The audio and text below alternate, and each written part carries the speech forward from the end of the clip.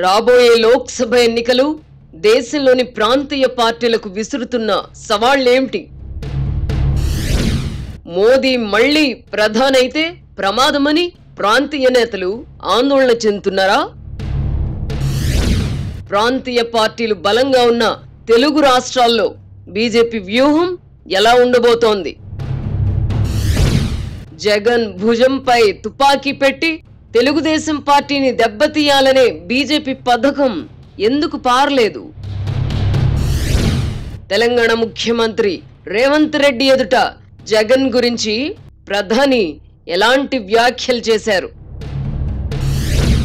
రాజకీయంగా కేసీఆర్ ను ఫినిష్ చేయడంలో రేవంత్ కు ప్రధాని మోదీ సహకరించనున్నారా? మనుగడే ప్రమాదంలో పడిన భారత రాష్ట్ర సమితి లోక్సభ ఎన్నికల్లో ఎలా నెగ్గుకు రాగలదు? కాళేశ్వరం ప్రాజెక్టులో అవకతవకలు నిజమని తేలితే రేవంత్ మోదీల చర్యలు ఎలా ఉంటాయి?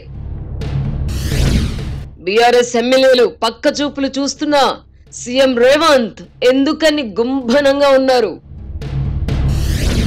తెలంగాణలో మోదీ అనుసరిస్తున్న వ్యూహాలపై కాంగ్రెస్ పార్టీ అధిష్టానం ఎలాంటి వైఖరితో ఉంది?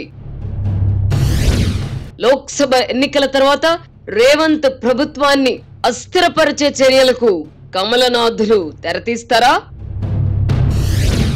బలమైన అభ్యర్థులు లేక డీలా పడిన బీఆర్ఎస్ జస్టిస్ ఎన్వి రమణను బరిలోకి దించే ఆలోచన చేసిందా? టీడీపీకి ప్రజాబలం ఉన్నప్పటికీ బీజేపీ పెద్దల ఆశీస్సుల కోసం చంద్రబాబు ఆరాటం ఎందుకు? ప్రాంతీయ పార్టీలు మనుగడ సాగించాలంటే ప్రధాని మోదీకి లొంగి నడుచుకోవాల్సిందేనా?